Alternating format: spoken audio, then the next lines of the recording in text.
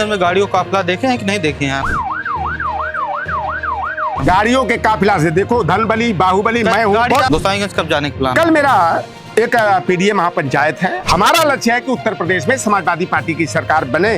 फांसी भाजपा के गले की फांसी बने थे, उसी तरह से लौटन राम चाहता है कि आज पुनः मुझे बैठा था बाहर और माननीय जी ने पूछा लौटन राम निषाद है कि नहीं। उन्होंने लोगों ने बताया कि बाहर हैं और मेरे जाते जाते उन्होंने कहा कि लौटन राम जो है गोसाईगंज विधानसभा में 1.5 लाख से शुरुआत करेगा। अखिलेश यादव जी ने ऐसा कहा जी। आप अपने बारे में बताइए। गाजीपुर जन्म हुआ, फिर बनारस गए, पढ़ने गए, क्या था पूरा वो संघर्ष? कहा कि मैं भले नहीं पिताजी की गरीबी के कारण पढ़ पाया, लेकिन अपने भाई को मैं पढ़ाऊंगा। और मैं वहां से आया, तमाम अखबारों में दैनिक जागरण हो, चाहे अमर उजाला हो, हिंदुस्तान हो, राष्ट्रीय सहारा से प्रस्ताव मुझे आया पत्रकारिता करने के लिए। जी। आपकी शादी कितना साल की उम्र में हुई? तो कितना बच्चे हैं? लोग ये भी जानना चाहते हैं कि लौटन राम जी का परिवार है, कितने लोग सदस्य हैं? मेरा जो लक्ष्य था कि भारतीय जनता पार्टी को अधिक से अधिक सीटों पर हराना है। मैं 34 लोकसभा क्षेत्रों में मैं काम किया दिन रात। बोले पूर्व विधायक, पूर्व मंत्री, तो अवधेश जी ने कहा कि पूर्व नहीं वर्तमान विधायक, तो कहे सांसद बनने वाले हैं। गोसाईगंज अगर बोल दिया 1.5 लाख से शुरुआत करेंगे आप, पैसा कहाँ से आएगा लड़ने के लिए? दोस्तों नमस्कार। लगातार हमारे पर कमेंट आ रहा था लौटन राम निषाद जी का। जब वीडियो किया था तो कुछ कमेंट ऐसे आए कि लौटन राम निषाद जी अगर गोसाईगंज से प्रत्याशी बनेंगे तो झंडा गाड़ देंगे। और कुछ लोगों ने कहा कि लौटन राम निषाद जी के बारे में हम जानना चाहते हैं कि लौटन राम निषाद जी ने पढ़ाई कहाँ से शुरुआत की, कैसा संघर्ष रहा उनका, कैसे समाजवादी पार्टी से जुड़े, क्या रहा उनका संघर्ष, सब चीज़ पर विस्तार से चर्चा करेंगे। और आज एक खबर, जब हम वीडियो कर रहे हैं लगभग आधे 1 घंटे पहले, एक खबर ये भी निकल कर आई है कि समाजवादी पार्टी के जो राष्ट्रीय अध्यक्ष हैं अखिलेश यादव जी ने लौटन राम निषाद जी को बुलाया। क्या बात किया पहले आप शॉर्ट में बता दीजिए, फिर शुरुआत से शुरुआत करते हैं। देखिए, विगत 3 सितंबर को माननीय अखिलेश यादव जी ने हमें बुलाए और उन्होंने पूछा कि लौटन राम निषाद जो 2027 के बारे में क्या सोचते हो। जी। गलती एक हो गई थी लोकसभा चुनाव में, तो हमने कहा मेरा एक ही लक्ष्य है कि 2027 में आप मुख्यमंत्री बने, उत्तर प्रदेश में सपा की सरकार बने। क्योंकि पीडीए जो है इस समय त्राहिमाम कर रहा है। भारतीय मंडल विरोधी भारतीय जनता पार्टी आरएसएस के एजेंडे को आगे कर रही है और मेरा एकमात्र लक्ष्य है, मेरे विधायक बनने से कुछ होता नहीं, हमारा लक्ष्य है कि उत्तर प्रदेश में समाजवादी पार्टी की सरकार बने। उन्होंने कहा कि अपने बारे में भी कुछ बताओ। हमने कहा कि हमें लड़ाना है। अगर मुझे लड़ाना है, मैंने कहा कि जो हमारे पार्टी के साथ दगाबाजी कलाबाजी करके गए, और मैं चाहता हूं कि लोकसभा चुनाव में अवधेश फांसी भाजपा के गले की फांसी बने थे, उसी तरह से लौटन राम चाहता है कि गोसाईगंज की हमें जिम्मेदारी दी जाए और वहां से जो हमारे पार्टी के साथ दगाबाजी किए हैं उनको मुंह तोड़ जवाब देना है। आज पुनः मुझे बैठा था बाहर और माननीय जी ने पूछा लौटन राम निषाद है कि नहीं। उन्होंने लोगों ने बताया कि बाहर हैं और वो सिक्योरिटी के लोग आए और मुझे अंदर बुलाया गया। मंच पर बैठाकर माननीय जी ने पहले वहां का समीकरण भी बता दिया था और मेरे जाते जाते उन्होंने कहा कि लौटन राम जो है गोसाईगंज विधानसभा में 1.5 लाख से शुरुआत करेगा। अखिलेश यादव जी ने ऐसा कहा जी कि 1.5 लाख से शुरुआत करेगा। और मैंने कहा जो तो लगभग ये माना जाए कि प्रभारी आप बनाए गए, लेकिन चुनाव लड़ना गोसाईगंज से लगभग तय है। देखिए, मैं प्रभारी बनाया गया हूँ पार्टी की तरफ से। ऐसा अगर पार्टी का कोई उम्मीदवार लड़े वो मेरी जीत होगी। अगर कोई जरूरी नहीं कि लौटन राम ही उम्मीदवार बने। लोगों की मंशा कि लौटन राम उम्मीदवार बने, लेकिन मेरा लक्ष्य कि मैं प्रभारी हूं, तो प्रभारी की सबसे बड़ी जिम्मेदारी होती है वहां यादव समाज का उम्मीदवार बनने, चाहे ब्रह्मा समाज का उम्मीदवार बने, चाहे हमारे दलित वर्ग का उम्मीदवार बने, चाहे निषाद समाज का बने, जो भी वहां से प्रत्याशी हमारे द्वारा अधिकृत किया जाएगा, माननीय अखिलेश यादव जी उसको हरी झंडी देंगे, तो उसकी जीत में मेरी जीत छुपी हुई है। ठीक है, ये सब चर्चा तो करते रहेंगे। आप अपने बारे में बताइए। गाजीपुर जन्म हुआ, फिर बनारस गए, पढ़ने गए, क्या था पूरा वो संघर्ष? समाजवादी पार्टी से जुड़े, मुलायम सिंह यादव जी से जुड़े, उससे पहले आप पत्रकार थे, क्या था पूरा संघर्ष आपका? देखिए, मैं बहुत ही गाजीपुर के एक गरीब गुरबा परिवार में पैदा हुआ था। 7 भाइयों में मैं बीच वाला था। 3 बड़े भाई थे, 3 छोटे भाई थे। मेरे 3 बड़े भाई जो है गरीबी के कारण नहीं पढ़ पाए थे, लेकिन भाइयों ने मेहनत करके कहा कि मैं भले नहीं पिताजी की गरीबी के कारण पढ़ पाया, लेकिन अपने भाई को मैं पढ़ाऊंगा। और मुझे बनारस में भेजा गया। डॉक्टर इंद्रजीत सिंह यादव मेरे गांव के थे और जिन्होंने मुझे गाइडलाइन दिया। पढ़ाने के लिए फीस कैसे आई? फीस मेरे भाई देते थे। बम्बई में लोग भाई क्या करते थे आप? वहां पर जो है कि अपना स्वयं का धंधा था, चद्दर और कंबल का, और हर महीने मुझे जो है कि 1,000-1,100 रुपया मनी ऑर्डर आ जाता था। उसमें मनी ऑर्डर चलता था, आज की तरह ये गूगल पेटीएम था नहीं। और पिताजी जो है कि गेहूं चावल है जो व्यवस्था वहां से करके, घी है चाहे दाल है तेल मसाला है, सारी व्यवस्था यहाँ से हो जाती थी। और मैं वहां से स्नातक किया। इसके बाद मैं LLB, BEd और BJ का, बैचलर ऑफ जर्नलिज्म का मैं एंट्रेंस टेस्ट दिया काशी विद्यापीठ विश्वविद्यालय। और इंद्रजीत यादव जी लेकर के गांव से आए यहाँ। डॉक्टर उमाशंकर यादव जो देश के चौथे और उत्तर प्रदेश के पहले जो है कि छात्र संघ के अध्यक्ष बने विश्वविद्यालय के, और उनके सानिध्य में रह करके मैं सामाजिक और राजनीतिक का कहरा सीखना शुरू किया। और मैंने BEd और LLB न करके मैं बैचलर ऑफ जर्नलिज्म की पढ़ाई किया। मेरा एक लक्ष्य था, मैं बड़ा जुनून था। और पत्रकार के बारे में मेरे कोर्स में भी पढ़ाया जाता था कि पत्रकार का एक धर्म होना चाहिए कि अमन बेच देंगे, चमन बेच देंगे, गरीबों के तन का कफन बेच देंगे, कलम के सिपाही अगर सो गए तो वतन के सिपाही वतन बेच देंगे। मैंने कहा कि अपने वर्ग के समाज की जागरूकता के लिए, उनको सही रास्ता दिखाने के लिए पत्रकारिता करना जरूरी है। और मैं वहां से आया। तमाम अखबारों में, दैनिक जागरण हो, चाहे अमर उजाला हो, हिंदुस्तान हो, राष्ट्रीय सहारा से प्रस्ताव मुझे आया पत्रकारिता करने के लिए जी। लेकिन मुझे फिर लगा कि एक कोठरी में बंद होकर के। कितना दिन आपकी पत्रकारिता जनरली कितना दिन रही है? देखिए, मैं बंद दरवाजे में तो मैं स्वतंत्र पत्रकारिता करता था। मैं आर्टिकल लिखता था। किया? मैं तमाम अखबारों में मेरे आर्टिकल उस समय लिखता था। दैनिक जागरण हो, चाहे आज हो, स्वतंत्र भारत हो, जनमोर्चा हो, गांधी हो, तमाम अखबारों में मैं आर्टिकल लिखने का शौकीन था। समाज के बारे में, शिक्षा के बारे में, पुलिस प्रशासन के बारे में, पत्रकारिता के बारे में। तो ये सारे जो मूलभूत जो चीजें रहती थी उन पर आर्टिकल, महिलाओं की समस्या, युवाओं की समस्या। चलिए, ये तो हो गई सामाजिक। तो मैं 16.5 वर्ष तक मैं निषाद ज्योति नाम से जून 1999 में मैं शुरू किया। निषाद ज्योति? हाँ। और खुद की पत्रिका थी? खुद मेरी पत्रिका। मैं मुख्य संपादक था। 16.5 वर्षों तक जो है कि उस मासिक पत्रिका का मैं प्रकाशन किया। और उसके आधार पर मैं 18 प्रदेशों में नेटवर्क खड़ा करने के साथ साथ, अमेरिका हो, चाहे अरब कंट्री के तमाम देश हो, जिद्दा हो, शारजाह हो, UAE हो, तो वहां पर तमाम हमारे सहयोगी रहे। और उस पत्रकारिता का बड़ा क्रेज भी हमारे समाज के बीच में हुआ करता था। बाद में वो पत्रिका किसी का आर्थिक समस्या के कारण बंद हो गई, क्योंकि मेरी 3 बेटियां बड़ी रही और बेटियां हमारी अपने निहाल में रह के पढ़ाई करती हैं। आपने बेटियों का जिक्र किया, तो आपकी शादी कितना साल की उम्र में हुई? तो कितना बच्चे हैं? लोग ये भी जानना चाहते हैं कि लौटाराम जी का परिवार है, कितने लोग सदस्य हैं, कितने बच्चे हैं, बेटे कितना है, बेटियां कितने, क्या कर रहे हैं? देखिए, हमारी शादी 20 जून 1990 को हुई। कितना उम्र रही होगी आपकी? उसमें मेरी उम्र जो है कि 22 बरस रही। और 1993 में मेरा गौना हुआ। उसके बाद जो है कि मेरी बड़ी बेटी पैदा हुई। 3 बेटियां लगातार मेरी पैदा हुई और चौथे नंबर पर मेरा बेटा पैदा हुआ। और एक कहिए शुक्र कि हम तो लोग कहते, हमारे पर टिप्पणी भी करते थे, समाज को जगाने चले हैं, पहले तो अपने परिवार को जगा ले। लेकिन मेरे बच्चों ने कड़ी मेहनत किया और उसमें मेरी पत्नी का अभूतपूर्व योगदान रहा कि हाई स्कूल के बाद 2 बेटियां मेरे यहाँ आ गई, लखनऊ में आ गई।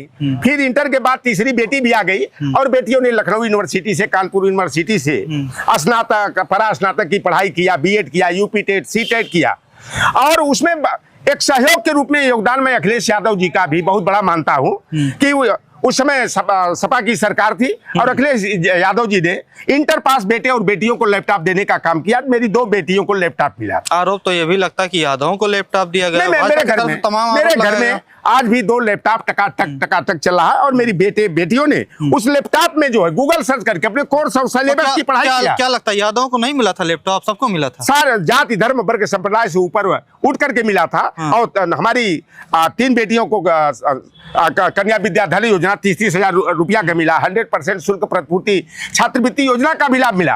और उसका योगदान है कि मेरे बेटियां खेसरिया, निरहुआ और सपना चौधरी का नाच गाना न देख करके अपनी कोर्स की पढ़ाई किया। आज मेरी एक बेटी इंटर कॉलेज में लेक्चरर है छपरा में। वो तेजस्वी का योगदान मानेंगे कि जिस तेजस्वी को लोग कहते थे 9वीं फेल, ये सप्लीमेंट्री जो इंटर पास है, पीके पांडे, जो जन स्वराज पार्टी मिल करके वोटों का बिखराव करने का काम कर रहे हैं भारतीय जनता पार्टी से गलबहियां करके। तो मेरी एक बेटी जो है कि इंटर कॉलेज में लेक्चरर हो गई, तीसरे नंबर की बेटी जो है कि प्राइमरी में हो गई, दूसरे नंबर की बेटी 2-3 नंबर से सब्जेक्ट कॉम्बिनेशन गड़बड़ होने के कारण नहीं हो पाया। और मेरा बेटा 73 बेटा हुआ था, और 3 बेटियों के बाद जब मेरा बेटा पैदा हुआ, मेरी माँ को जब ये समाचार मिला, मेरी माँ ने कहा कि बल्कि एक पोती और पैदा हो गई होती तब पोता पैदा हुआ होता। हम कहे माँ ऐसा क्यों? ये भी अंधविश्वास है अभी। अब वो पाखंड था मेरे माँ के अंदर। तो कहे कि 73 बेटी राज रचावे, 73 बेटा भीख मंगावे। मैंने कहा माँ ऐसा कुछ नहीं होता है, कर्म की प्रधानता होती है। और मेरे वही 73 बेटे ने पॉलिटेक्निक लखनऊ से टॉप किया अपने ग्रुप में, और उसका 5-5 कंपनियों में प्लेसमेंट के लिए चयन हुआ। लेकिन चंडीगढ़ में आज बहुत अच्छी कंपनी में जो है मेरा बेटा कर रहा है। उसके बाद ही बेटा हुआ 73 वाला बेटा, इसके बाद जो है हमारी दो बेटियों को मिला, और एक बेटी बची हुई है जो संघर्ष कर रही है, और उसका भी हो जाएगा। क्योंकि जब देखिए व्यक्ति के इरादे मजबूत होते हैं, हौसला बुलंद हो, तो निश्चित रूप से सफलता मिलता है। तो और अपनी चलिए सवाल से आगे बढ़ते हैं। पत्रकारिता आप कर रहे थे, तो पत्रकारिता छोड़े, आप बोले कि आर्थिक तंगी के कारण हमने अपनी पत्रिका बंद कर दिया था, तो समाजवादी पार्टी से कैसे जुड़ गए आप, और कब जुड़े आप? देखिए समाजवादी पार्टी का गठन तो 1992 में हुआ है, और जब जनता दल का गठन होना था, जनमोर्चा बनाए थे बीपी सिंह जी, तो नरेंद्र देव जन्म शती समारोह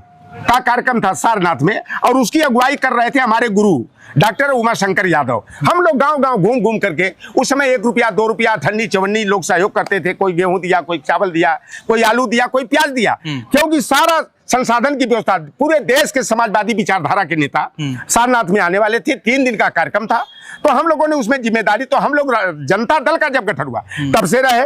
फिर जो है कि जनता दल में विभाजन हुआ, नेताजी सजपा बनाए, हमारे गुरु जी जो है कि छात्र जनता दल के अध्यक्ष थे, उसके बाद सजपा के छात्र सभा के अध्यक्ष हुए। तो मैं उन्हीं के सानिध्य में रहता था। जैसे जैसे वो गए और समाजवादी पार्टी बनी, समाजवादी पार्टी के साथ गया। लेकिन मेरा राजनीतिक उस समय काम कम, हमारा पहले तो अपने समाज को जोड़ने का था कि हमारा समाज तमाम खंडों में बटा था।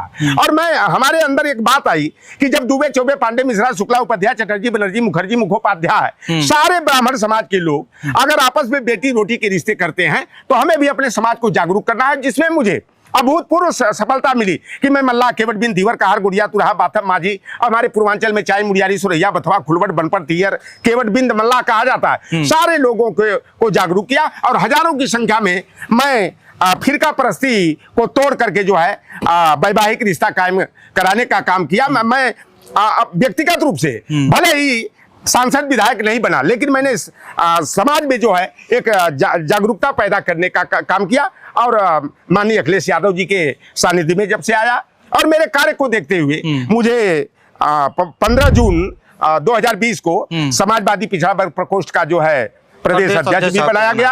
और मैंने माइक्रो सोशल इंजीनियरिंग के तहत जो है ये प्रदेश अध्यक्ष बनाने वाला किस्सा क्या था, कैसे फोन आया था, क्या हुआ था जो आप प्रदेश अध्यक्ष बना दिया गया? देखिए, मुझे राष्ट्रीय अध्यक्ष जी ने कहा कि लौटर राम एक बार पूरा प्रदेश घूम जाओ और काम करो। मैं पश्चिमी उत्तर प्रदेश का भ्रमण करके, अखिलेश यादव जी जब अंसल में घर लिए थे तो आपका घर अर्जुनगंज से है, वहां से आते थे तो आप रास्ते में मिलते थे, कैसे था पूरा?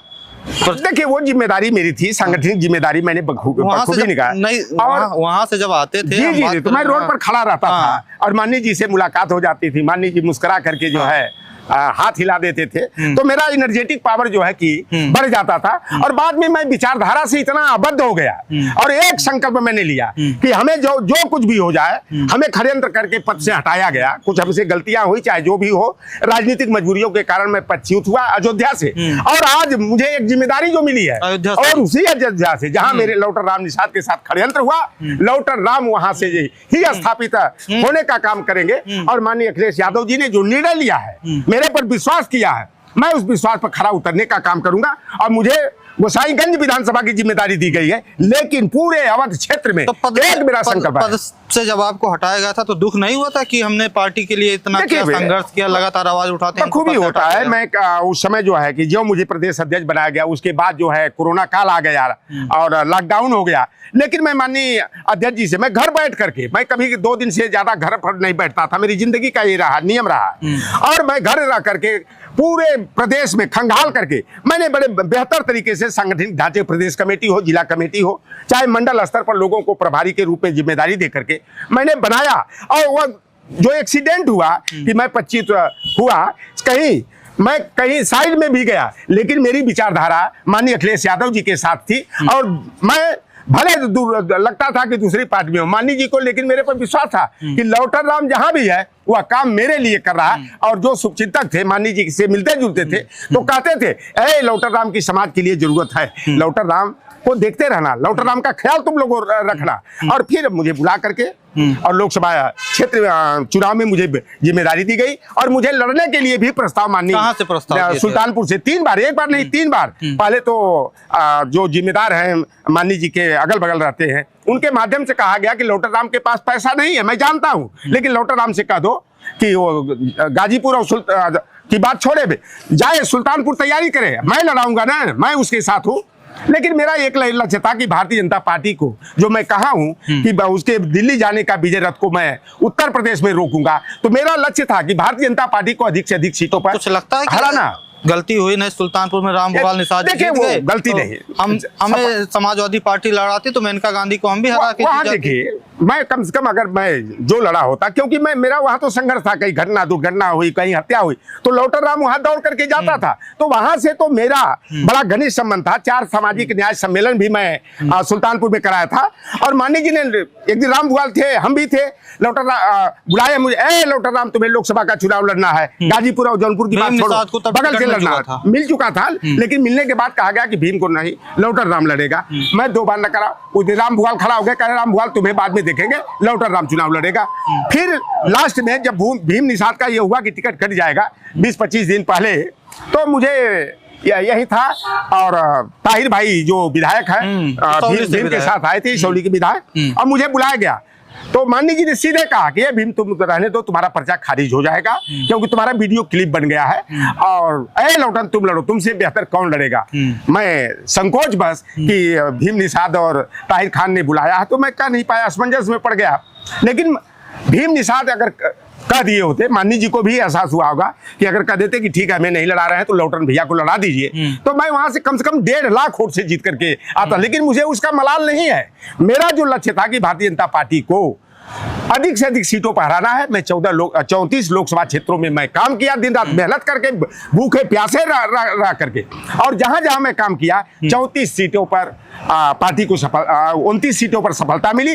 और 11 सीटें तो ऐसी थी कि शायद लौटर राम निषाद वहां नहीं जाता तो शायद वो सीट जो है कि हमारी फंस सकती थी, वहां पर भी जीत हासिल हुई। और मुझे खुशी इस बात की हुई कि जब मैं क्षेत्र में जाता था, हर गांव में दो पेड़ के नीचे, मंदिर के नीचे बैठकर लोग मेरा ही वीडियो देखते थे कि यादव समाज से ईर्ष्या नहीं, प्रतिस्पर्धा करो, यादव मेहनत करके पढ़ता है। आप ही की चैनल का, आप ही की वीडियो सबसे चलता था। लोगों ने कहा कि यादव की नकल मैंने बोला था यादव की नकल करके अपनी अकल खोलो। यादव हमारा दुश्मन नहीं है, विरोधी नहीं है, यादव हमारा बड़ा भाई है, और यादव से कंधा मिला करके चलना है। भारतीय जनता पार्टी ने यादव के खिलाफ गैर यादव जातियों में नफरत पैदा करने का काम किया। और मैं आप लोगों ने जो मेरा वीडियो चलाया, उससे निश्चित रूप से जो यादव बनाम गैर यादव के बीच में खाई थी, वह खाई दूर हुई, भाईचारा हमारा बढ़ा, जिसका परिणाम हुआ कि लोकसभा चुनाव में अप्रत्याशित जो है जीत समाजवादी पार्टी को मिली। और माननीय अखिलेश यादव जी के नेतृत्व में उत्तर प्रदेश में गोसाईगंज में कैसे फिर आपको प्रभारी बनाया गया?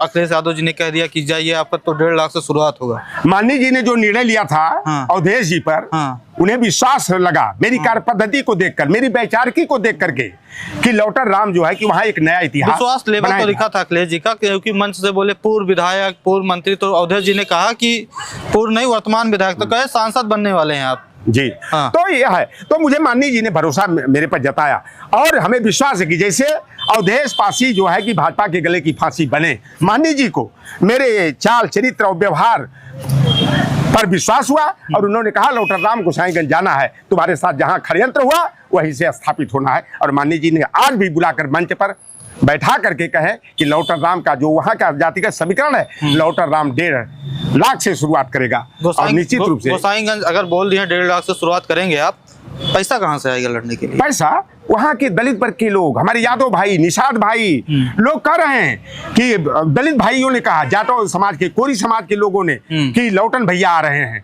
और लौटन भैया को का जानते हम लोग हैं कि ये समाज की लड़ाई लड़ते हैं, ये धनवान नहीं है, पूंजीपति नहीं है, और लौटन भैया को हम लोग वोट भी देंगे, नोट भी देंगे। हम लोग जो है अपना खाकर, अपना पीकर हम लोग इनका प्रचार और प्रसार करेंगे। और उन्होंने कहा कि जिस गाँव में आप आएंगे आपका सम्मान करेंगे और आपको नोट दे करके भी आपको चलने की व्यवस्था करोगे। तो मेरे साथ पीडीए परिवार है, 10 बनाम 90 की वहां लड़ाई है भाई। 15,000 राजपूत बिरादरी के लोग हैं, बहुत अधिक से अधिक है तो 35,000 ब्राह्मण समाज के लोग हैं, 4 लाख वहां वोटर हैं, 70 लाख प्लस निषाद हैं वहां, 55 लाख के करीब 70,000 और 55,000 के करीब यादव समाज के लोग हैं, 35 से 40,000 जो है हमारे साहू जी महाराज के वंशज रामस्वरूप वर्मा को मानने वाले लोग हैं, जयराम वर्मा रामदेव जी को मानने कुर्मी समाज के लोग हैं, 50,000 की संख्या में वहाँ चौहान समाज है, राजभर समाज है, कुछ मौर्या समाज है, तेली है, तमोली है, बरई है, बारी है, नाई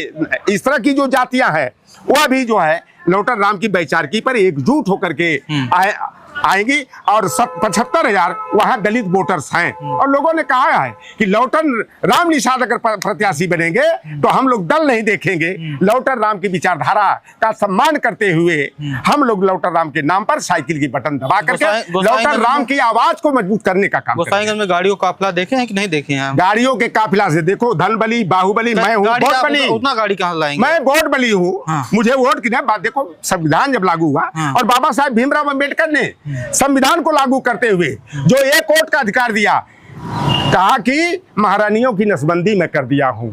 मेहतरानी का वोट हो चाहे महारानी का वोट हो, टाटा बिरला का वोट हो चाहे गाय चराने वाला, भैंस चराने वाला, मछली मारने वाला, जूता पॉलिश करने वाला, सुअर पालने वाला, भेड़ बकरी चराने वाला, गाय भैंस पालने वाला, सारे लोगों के वोट की कीमत बराबर हो गई है। तो हम वहां पर वोट बली हैं, और वोट बली हैं वहां पर गाड़ी घोड़ा डिफेंडर का निकाल, लैंड क्रूजर लोग कह रहे थे जत्था चलेगा, चले। और लौटन राम के वोट आप किससे चलेंगे? लौटन राम जैसे चलेगा, साइकिल से चलेगा, जहाँ जैसे लोग चलाना होगा चलेंगे। रहेंगे कहाँ पे? आप तो गाजीपुर के हैं। गाजीपुर के हैं? अरे वहाँ देख लेना, 2 महीने के बाद वहाँ मेरा घर भी बन जाएगा। अरे वहाँ दान करने के लोग कहें कि मकान दान कर देंगे आपको, आइएगा, हम लोग डीड कर देंगे। हाँ, पक्का घर में रहेंगे कि छपरा में रहेंगे वहाँ? अरे अब हम तो छपरा वाले हैं, तो पक्के का क्या बात करेंगे? पक्का घर होता है। अरे दूसरे का महल नयापन झोपड़िया। अरे वहाँ यादव समाज के लोग, निषाद समाज के लोग कर रहे हैं कि अगर कोई कहेगा कि लौटन राम बाहरी तो लौटन राम का यहाँ घर बन जाएगा। और लोग वहाँ पर माना पारा वारा के लोग कहें कि आपका घर तैयार, घर की चिंता न करिए, आपको जमीन भी लिखित में दे दिया जाएगा। नीचे सोना पड़ा तो क्या? अरे तो लौटन राम डरने वाला है, नीचे सोना पड़ेगा। लोहिया जी जो समाजवाद के जो है बड़े नेता माने जाते थे, वो तो पैसा नहीं है, हमारे पास पैसा नहीं है, तो वहाँ कैसे होटल लेकर आप रहेंगे? अरे होटल में तो रहबे नहीं करेंगे। हम जाएंगे किसी घर, जहाँ रात हो जाएगी उसी घर रुक जाएंगे, चटनी भात खिलाएंगे, चाहे बाटी चोखा खिलाएंगे, वही खाएंगे और लड़ेंगे। लेकिन गोसाईगंज अगर मानी जी लड़ाएंगे तो लड़ेंगे, तो लड़ाने जा रहा हूँ भाई, मैं प्रभारी की जिम्मेदारी है, मैं लड़ाने जा रहा हूँ। मैं लड़ाऊंगा, चाहे निषाद लड़े, चाहे यादव लड़े, चाहे वर्मा लड़े, चाहे जाटव लड़े, हमें लड़ाने की जिम्मेदारी और जिताने की जिम्मेदारी, उसको जिता करके लाना है। और उसकी जीत में लौटन राम निषाद की जीत है, अखिलेश यादव जी का सम्मान है, और जो दगाबाजी कलाबाजी करके चले गए उनका हृदय परिवर्तन हो गया। गोसाईगंज कब जा रहे हैं? आज 14 सितंबर है, गोसाईगंज कब जाने का प्लान? कल मेरा एक पीडीए महापंचायत है 15 तारीख बीकेटी में, और उसके बाद मैं प्लानिंग सेटअप अपने लोगों सहयोगियों से सलाह मशविरा करके रूट बना लूंगा। वहाँ जाएंगे तो चुनाव तक एकदम डट जाएंगे आप? देखिए, मेरी जिम्मेदारी एक विधानसभा की ही नहीं है, ये नहीं कि आप वहाँ आए फिर चले जाइए, आप पूर्वांचल जाइए, महाराज पश्चिम जाइए। ये पहली बात, हमें तो वो सीट जिताना ही है, एक इतिहास बनाना है। हमारे साथ लौटन राम निषाद जी थे, लगातार 1 हफ्ते से बहुत ज्यादा चर्चा में है लौटन राम निषाद जी। सोशल मीडिया पर यह भी चल रहा है कि लौटन राम निषाद जी समाजवादी पार्टी के लगभग अधिकृत पहले प्रत्याशी रहेंगे गोसाईगंज से, जो अभय सिंह के खिलाफ लड़ेंगे। अभय सिंह का नाम राज्यसभा के चुनाव के समय आया था, जब उन्होंने समाजवादी पार्टी के खिलाफ भारतीय जनता पार्टी को वोट किया था। लौटन राम निषाद जिससे हमने बात किया, अपने संघर्ष से लेकर अभी तक का पूरा सफर बताए। आपकी क्या राय है पूरे वीडियो पर, हमको कमेंट में जरूर बताइएगा। बहुत बहुत धन्यवाद।